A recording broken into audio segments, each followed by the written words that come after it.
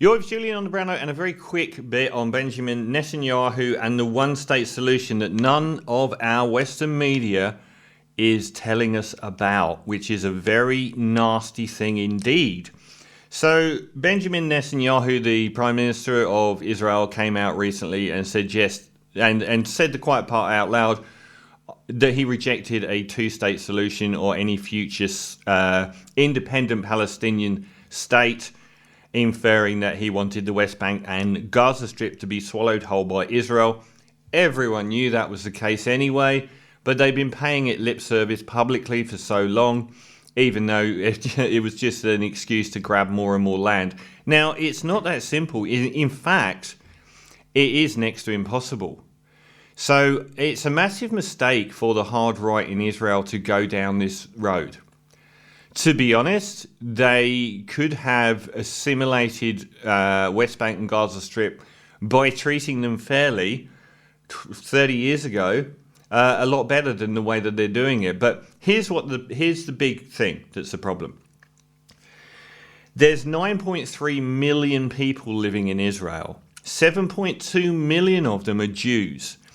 2 million of them are Palestinians.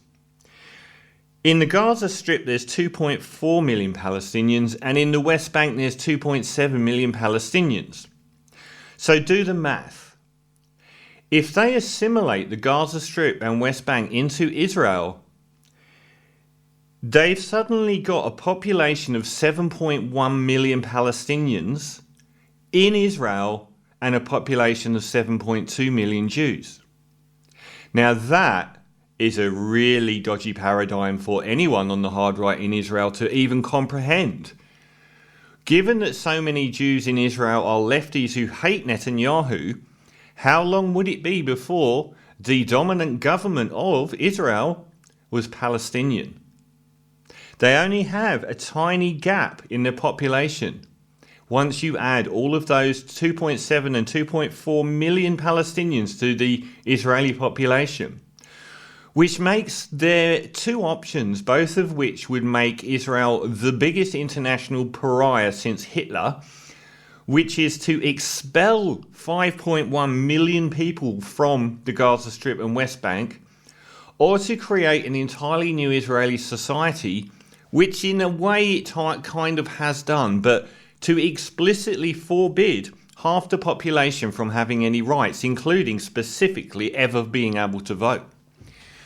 So the notion of expelling 5 million people is near impossible.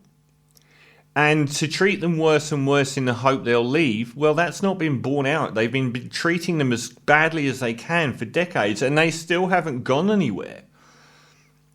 In fact, there are many more millions of them in refugee camps outside of the Palestinian territories that may well view a future Israeli state as the same as the right to return laws that apply to Jews all over the world, which they'd never get because they don't have them now. Even if they want to go back to Israel now, and they've got family homes there that were taken years ago, they still can't go back. But how do you deal with that? You can't move all those people out.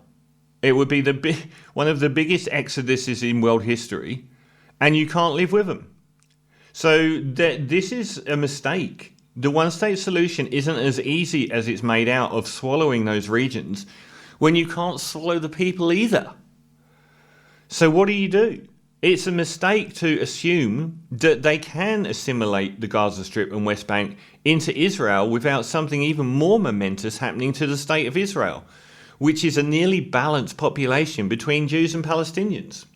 That would be an interesting one to see how they get out of that.